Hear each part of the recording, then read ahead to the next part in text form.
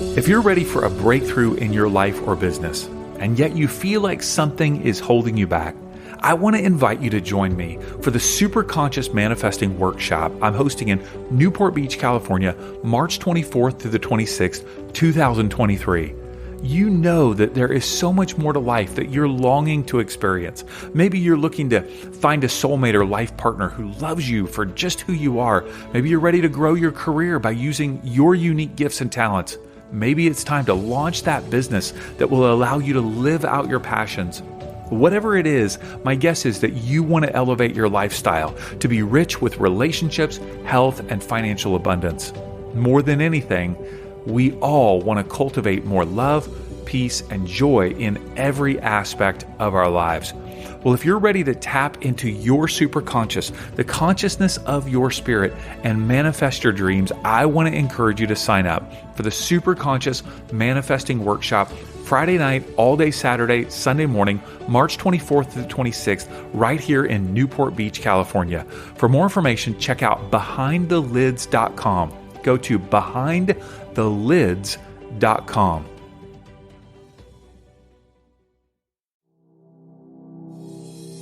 Welcome to Inspiration Rising. I'm your host, David Trotter, and I'm passionate about helping you rise above your biggest barriers to reach your greatest goals in life and business.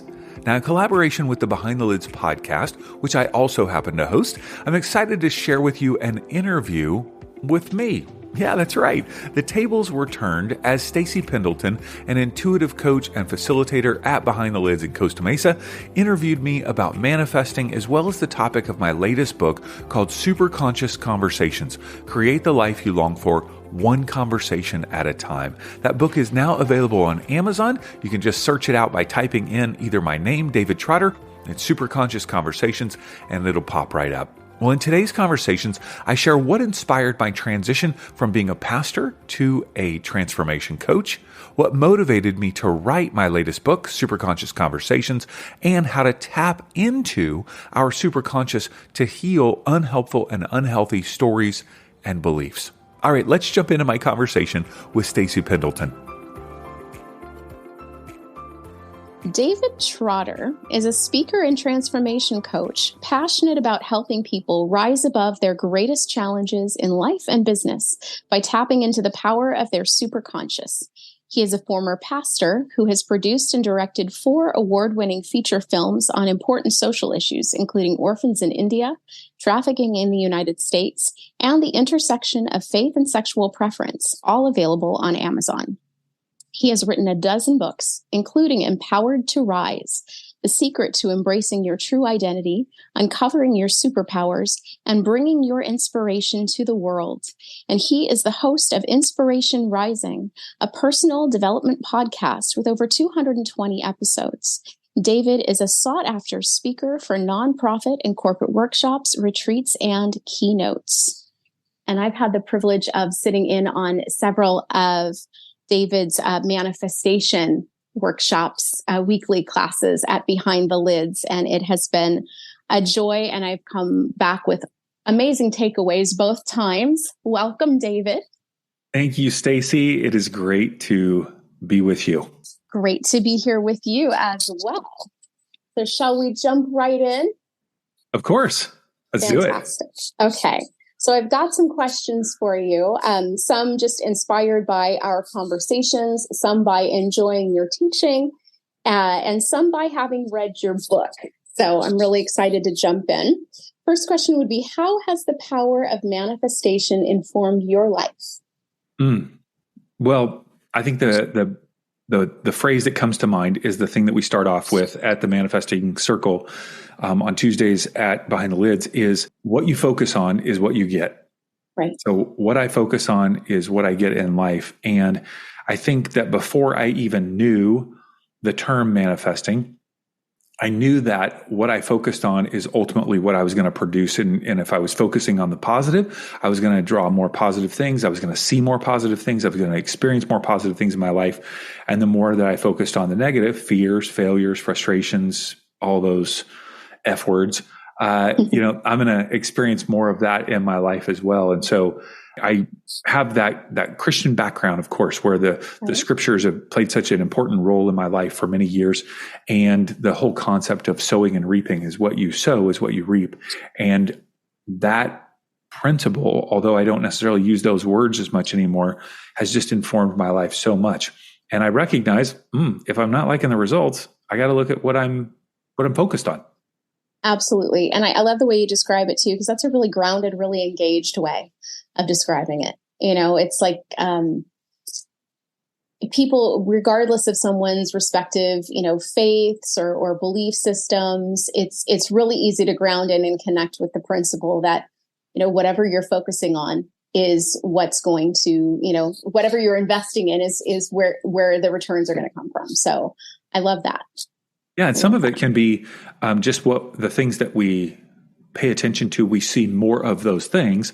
And then other times, I really do 100% believe that what we focus on, more of that actually shows up in our life. So the whole metaphor of if you get a new car, and let's just say you got a red car, all of a sudden you'll start seeing red cars everywhere. Sure.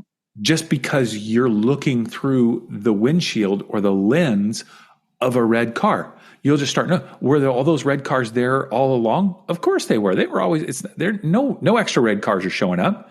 You just happen to be looking for them because you're now in a red car. I think that's true. But I also believe wholeheartedly that more red cars show up in your life if you're looking for red cars. Maybe not physically when you're driving, but in terms of other things in your life, they will actually start to be drawn to you and appear. Absolutely. And it's funny, something occurred to me as we were talking about that and the focusing on red cars and more of them kind of magically appear, is that even people who are, say, kind of stuck in a victim mentality are really powerful manifestors. Powerful. Getting what you're getting, you're getting what you're investing your energy in, and what an amazing way to reclaim your power in a way, to have that awareness and say, I guess I do know how to manifest. Now I just need to shift my focus. That's right. Yeah. And it's so interesting when people ask me, well, what is manifesting? Do you really believe this happens? I said, okay, I want you to think about someone in your life that always has calamity around them. They're always hurt. They're sick. They got a car that's breaking down. They lost a job. They're having difficulties with friendships, difficulties with their kids. There's always a problem, always a challenge. I go, you got to open your eyes and think, what are they focused on? What's going on inside of them? And even farther back from that, what is connected to them spiritually through previous generations? How they grew up shaping the results that they're getting in their life, not just because of a lack of education but it's mindset, but also things that kind of get spiritually sticky, in our lives. Oh, absolutely. And it's so important to kind of make that, have that conscious awareness of it, because I think a lot of people oftentimes just kind of unconsciously adopt their family perspective, their family ethos as truth, instead of really going within and figuring out what's meaningful to them and how they want to live their lives. Yes, absolutely. Yeah.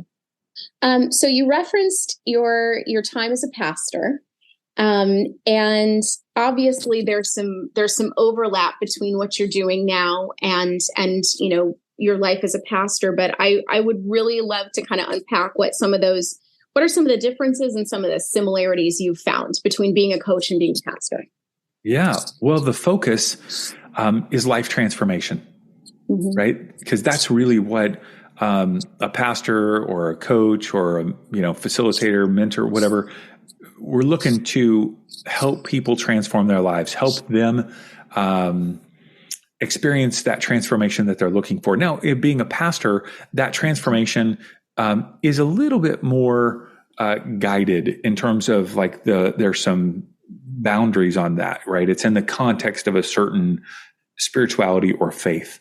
And so we're kind of heading in a certain direction. Whereas oftentimes coaching with people, it's really, okay, what are you passionate about? What are you looking to develop in your life? What are you looking to call in? What are you looking to manifest?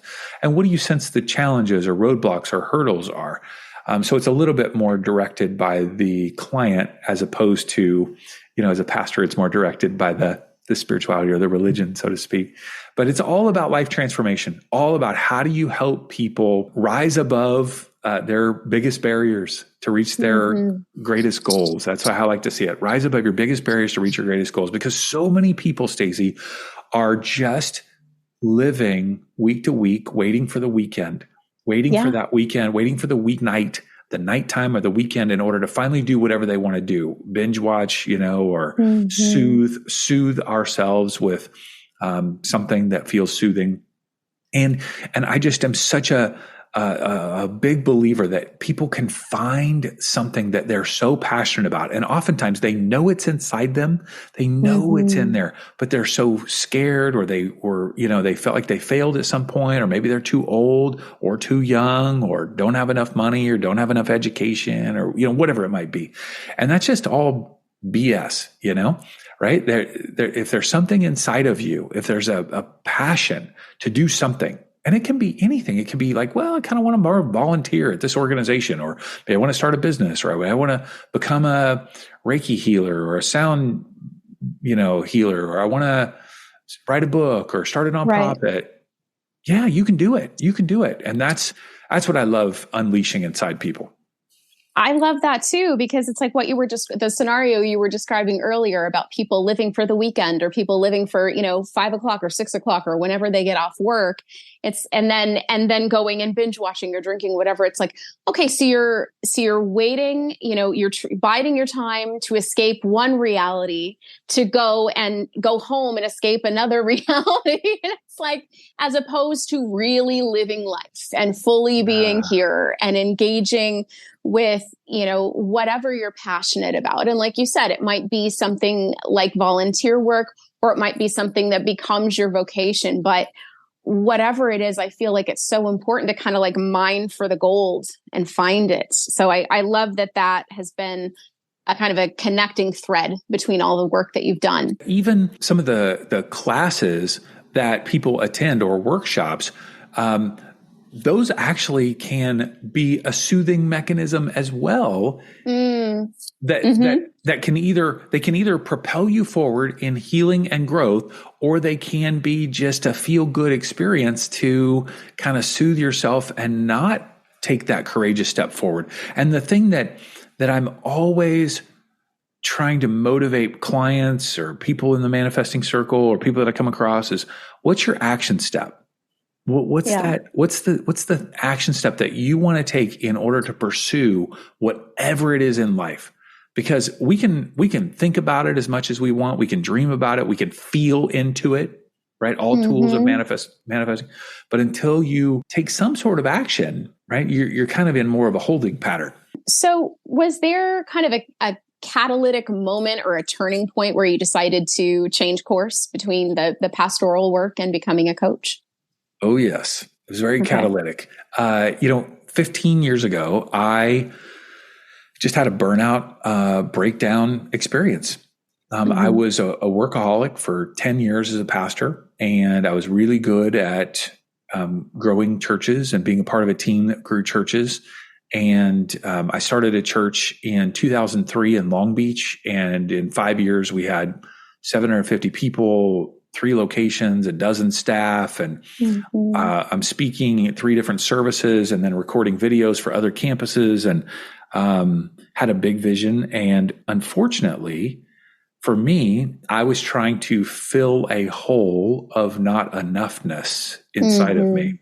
And it's just a black hole, it's a black hole that will take all of your service, all of your good deeds, all of your hard work, all of your workaholism, and just keep sucking you dry.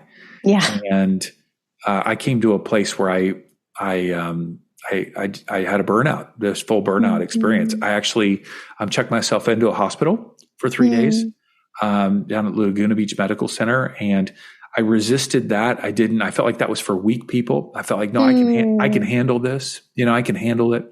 And, but I couldn't, I needed a respite, a time of away to kind of stabilize. And I had a mentor come visit me while I was there. And, it's interesting about it. If somebody's never been in a mental hospital, I'd probably say about 50% of people are still there and 50% are just, professionals like myself that had a breakdown experience, but it's a challenging place. And I with an ocean view room and looking at the beach, absolutely beautiful. And I asked him, I said, hey, will you bring me a giant sheet of paper? One of those kind of big pads of paper, like corporate office kind of thing. I love those things, brainstorming as a, leader. So he brought me a big sheet of paper and I wrote on one side at the top, old life. And then on the top right, I wrote new life and I drew a line down the center. And so I just listed on the wall in a mental hospital, all the things in my old life that I didn't want, that I didn't like. Didn't have peace, didn't have connection, didn't have close friends, didn't have, I was just work, grow, help people on the right-hand side, all the things that I did want. And when I got out of that after 3 days, I just said, okay, how do I work for that? How do I work toward creating the life that I long for? How do I create that life and not wait for whatever I'm compelled to do because of something that's lacking inside of me? How do I seek the healing that I need in order to create the life that I truly long for? So I made a transition and I started, I had to re-engineer my life, relaunch it. And so I started doing marketing consulting and coaching, and ended up kind of falling into filmmaking just as a way to draw attention to some issues that were really important to me. And so over the last 15 years, I've had the opportunity to do so many different things. But the thread that runs through my life over the last 25, 30 years is that I just love helping people. I love helping people overcome barriers, go after whatever it is they're passionate about. And so much of that has to do with what's going on inside of our head, what's going on there. Absolutely. And in light of all of this and in kind of the many lives you've lived in this one, I would imagine that David in this present moment probably has some words of wisdom for his younger self. So is there any advice that you would give to your younger self, you now? Yeah. Well, number one, work hard not to burn bridges. The world is a very small place and we all need each other. And in the past, I have burned some bridges out of thinking that I knew better ways to do things, or, even if somebody treated me in a way that I thought was not ethical or helpful, it doesn't mean that I have to burn the bridge. Like that there's it's a small world, Right. And so how do I remain connected to people and love people, and even in the midst of challenging situations? And another one, this doesn't seem very deep, but I would tell my younger self, hey, work on building a network, relationship, connections with people, because I tend to be somebody who does a lot of things on my own. I'm a hard worker. I'm self-starter. I can make things happen. But the truth is we just need each other. We need each other to support each other. And there are so many gifts and talents that I don't have, that if I want to make a difference in the world, I need collaboration and partnership with others, in order to really do that in a grand scale.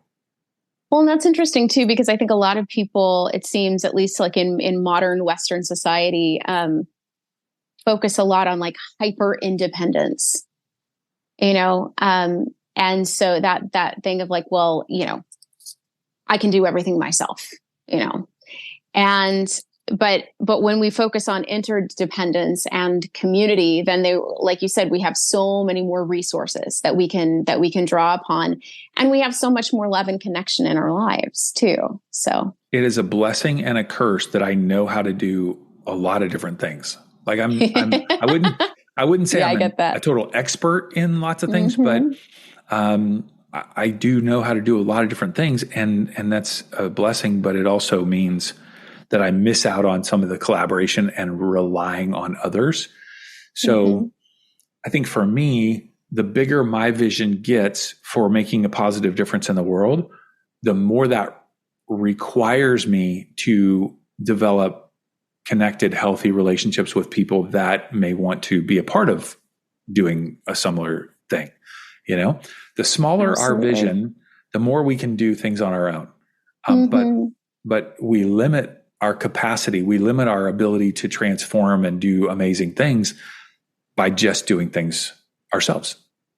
Absolutely. And since we're talking about the younger self too, what kind of came to my mind as you were talking is that in order to kind of have the confidence to gather community, we kind of need to, I mean, it takes a degree of self-confidence to do that, to reach out to others and say, you know, let's co-create something together, or let's not exist in a vacuum. Let's communicate and connect. Because I know for a fact that Stacy's younger self had a really hard time with that, because I didn't want to impose on anyone. I didn't, want to invade anyone's space. I didn't want to bother anyone. So it's like clearing the debris of all the trauma responses so we can get through to the work we're really here to do.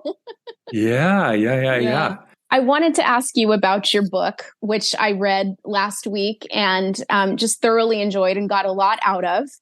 And I wanted to just check in with you. What inspired you to write this particular book, Superconscious Conversations, at this particular time in your life? Whenever a book feels like it's it just feels like it's emerging within me. Like it's like, okay, this is time. This is time for this to kind of come out and give birth to something.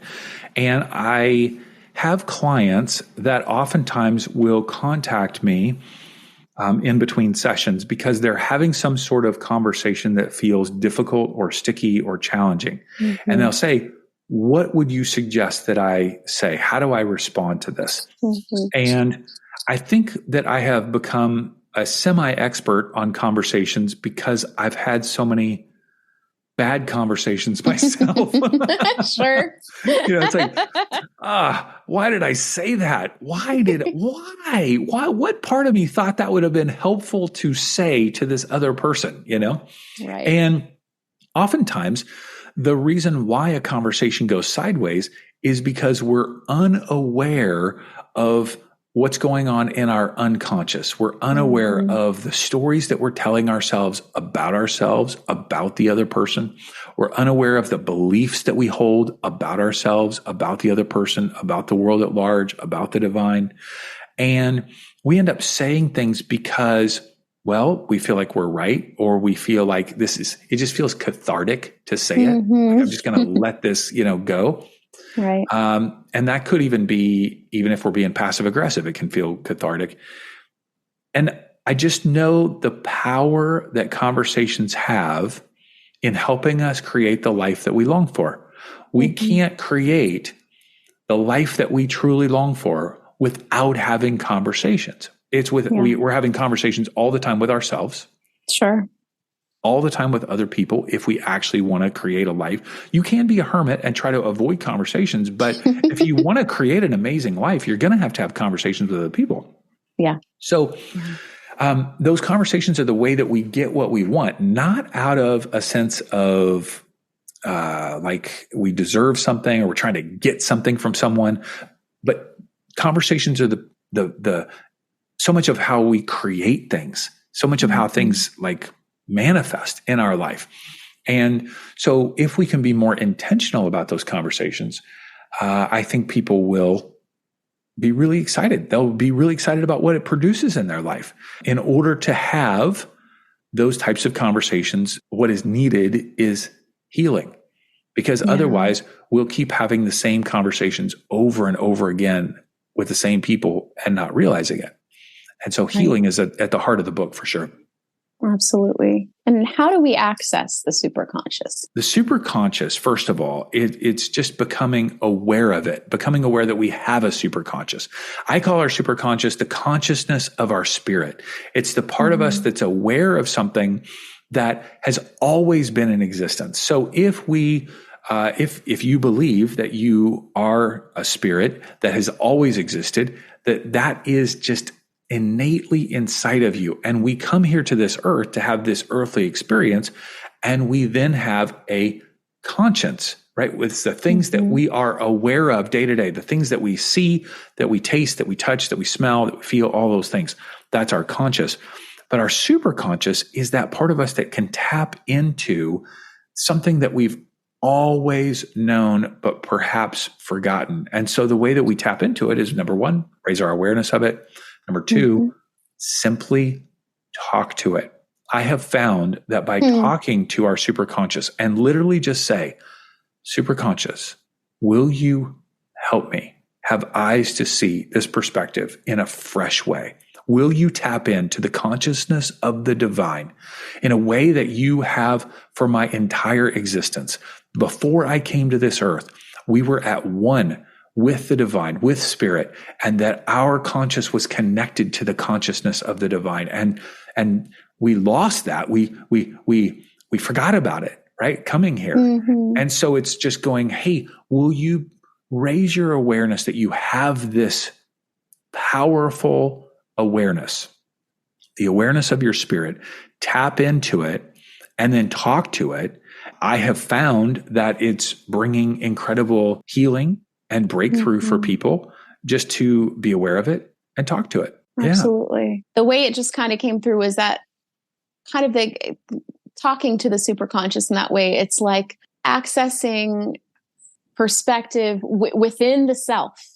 You know, it's like, it's so often we think of like, okay, well, imagine that you're floating above the situation, or you're, you know what I'm saying, or that you're separating yourself from whatever situation you're in order to gain perspective. But no, it's like from within your own, you know, deepest inner knowing comes, you know, these realizations and these awarenesses that can transform our lives. I love that perspective.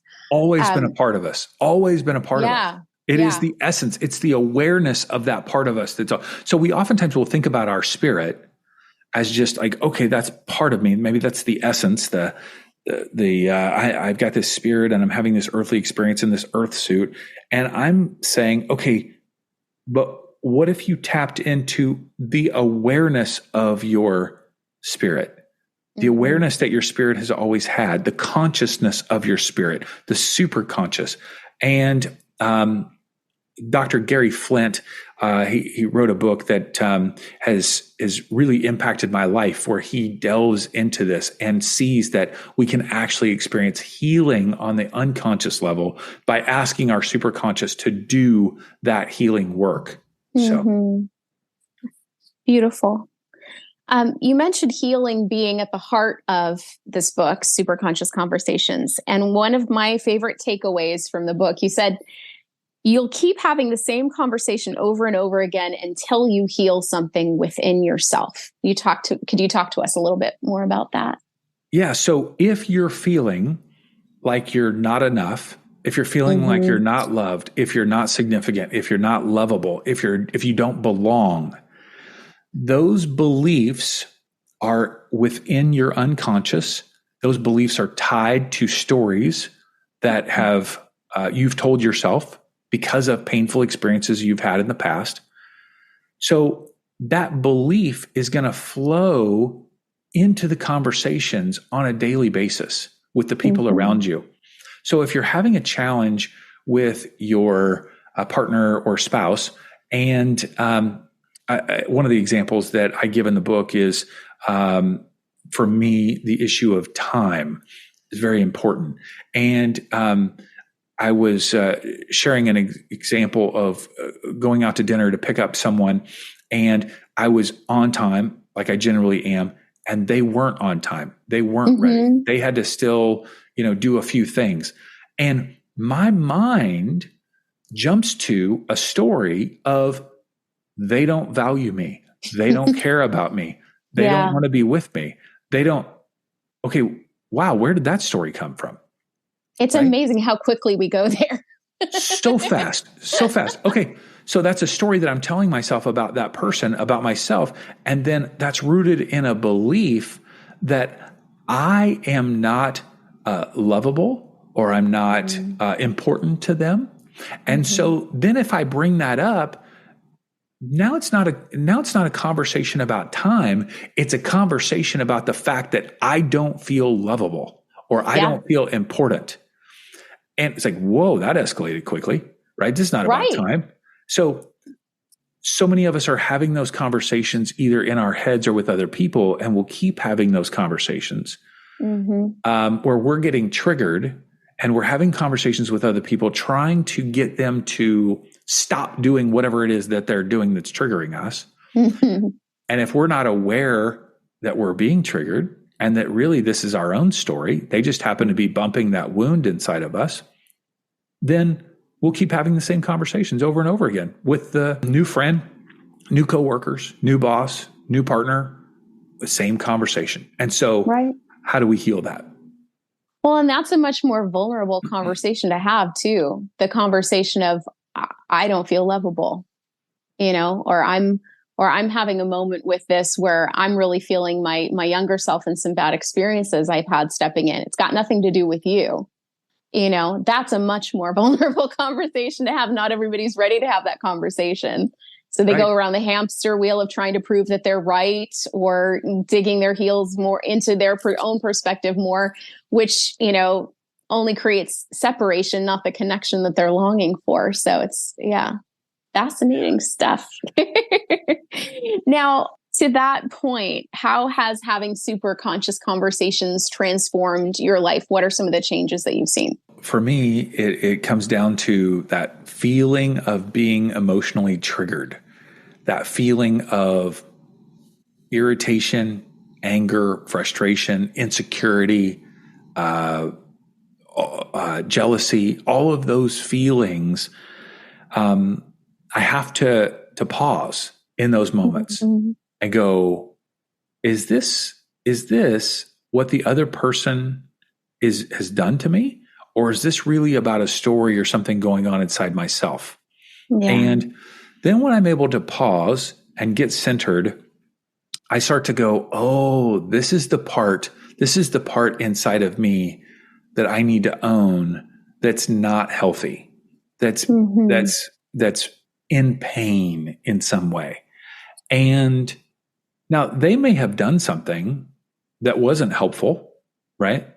They weren't ready to be on time, or they didn't do the dishes, or they try to pass off a bunch of work on you, or whatever the problem is. Right. But then I can actually go within myself before I even respond and seek to do that healing work and ask my superconscious to bring healing to those stories, to those beliefs, so that then if I can clean that up and come from a place of vulnerability, now I can actually get what I want. And that's a huge part of Superconscious Conversations is, what do you actually want with this person? Right. Do you want connection? Do you want intimacy? Do you want joy? Is there a project that you're looking to move forward on? Okay, well, that's ultimately what you want. So proving your point, or somehow being cathartic with emotions, or trying to help them see that you have the right way of doing things. Rarely is that helpful. Right. Yeah. Rarely. That's not going to get me what I want. Exactly. So there is so much of my life I felt like it was, I want to be right. I want them to see that I'm right. Did you see that? But did you see that I was right? Yeah. Okay, you're right, but you're also just a jerk in the process. That's not helpful. Exactly. I mean? Yeah. Exactly. So it's like, okay, then that's really all stuff just going on inside of me that I need healing from. And if I focus really on what I want and then have a conversation toward that, I'm more likely going to create the life that I long for. Absolutely. Absolutely. You talk about 7 helpful steps in service of having superconscious conversations. Can you tell us, kind of give us a little overview of the 7 steps? Yes. So the first one, and really these 7 steps are designed when you've had a challenging conversation, something hasn't gone the way that you've wanted it to. Yeah. That's when we're most willing to talk about conversations, is when something's not flowing Sure. well. So if something doesn't feel like it flowed well for whatever reason, the first thing is centering your mind and heart. And that's just getting that nervous system back to a place of rest and restore, regulating yourself. Because if we have fiery emotions, if our emotions are hot in that moment, whatever they're, not just anger, but any type of hot emotion, it's nearly impossible to have a conversation that's going to get you what you want. So first step, centering your mind and heart. That could be meditation. That could be walking. For me, I love to walk on the beach if I'm in a challenging situation, just getting your emotions regulated. The second part is owning your part, actually asking your superconscious to bring to light what are those stories that you're telling yourself, about the other person, about the world at large, and about the divine. Because we can be telling ourselves all sorts of stories and recognizing that and owning that and going, oh, interesting. I believe that. That's a belief that I hold. Yeah. Is that helpful? Is that a helpful belief? The third step is to seek your healing, meaning, all right, now I'm going to do the work. And in the book, I walk people through a protocol of talking to their superconscious and asking their superconscious to bring healing to their unconsciousness, because we are unconscious of so many of these things that are driving our conversations, the insecurities, the challenges, the stories, the beliefs. So how do we seek that healing to alleviate the emotions and then ask our superconscious to help us see the perspective, see the movie in our mind from a different perspective? I produced and directed 4 films, 3 documentaries. And when I started doing my first documentary on orphans in India, we shot it and we're starting to put together the footage. And I thought, oh my gosh, I can tell this story from so many different angles. I could tell it where the kids look amazing. I can tell it where the kids look horrible. I can tell it where the Indian government is bad. Right. All different angles. Well, in the same way, part of seeking our healing is looking at the stories that we're telling ourselves about a situation and saying, I wonder if, almost like a documentary filmmaker, I could look at it from a different angle, a different perspective. I could edit the story a different way in my mind's eye in order to tell a different story. Because out of that story comes meaning and belief. So if I can change the meaning of a particular story. So let's just say, back to the conversation about the story about the person I was going to dinner with being late. Well, I don't know what they were going through their whole day. I didn't even ask. But like, maybe they had the worst day ever. Maybe they had a child or a loved one call them, and that's why they, who knows? I don't know. Right. Or maybe they just have a different perspective on time. Sure. So part of seeking healing is changing that perspective. The fourth step is to clarify your deepest desires. And that is where, once we're in that place of vulnerability, empathy with the other person, because now I'm seeing my part, I'm recognizing where I need healing. What is it that I really want from out of life in general, at 3 levels: life in general, in my relationship with this person, and in this conversation? What I want out of life should inform every relationship and every conversation. So I got to be clear. What is it that I want out of life? What is it that I'm trying to create here? And then what is it that I want in this particular relationship? And then what is it that I want in this conversation? Right. So when I clarify that, I start to go, oh, okay. So probably convincing them that I'm right or having a cathartic moment isn't going to get me what I really want. Right. And if you want to receive compassion and empathy, you got to give it. So, yeah. Right. Yeah. And I want a life definitely where I'm receiving compassion. Yeah, for sure. Right. Right. The fifth step is to listen with your heart. And that's to, before you even re-engage the conversation, is to actually go back in your mind's eye and replay the conversation and try to listen to what they were saying, because you probably didn't get it the first time. So not just their words, but their body language, their tone of voice. What were they trying to communicate? They may have done a really poor job, but what were they trying to communicate to you? And And now that you're more aware of the stories and beliefs that are flowing in your unconscious, when you listen with your heart, listen for the stories and beliefs that are coming through from their side. What are they believing about themselves or about you? Because now once they think they're not important. And that's why they're upset, or that's why, right? Now I have more compassion. Right. Right. Yeah. They've got their own wounds and their own minefields that they're navigating too. That's right. That's right.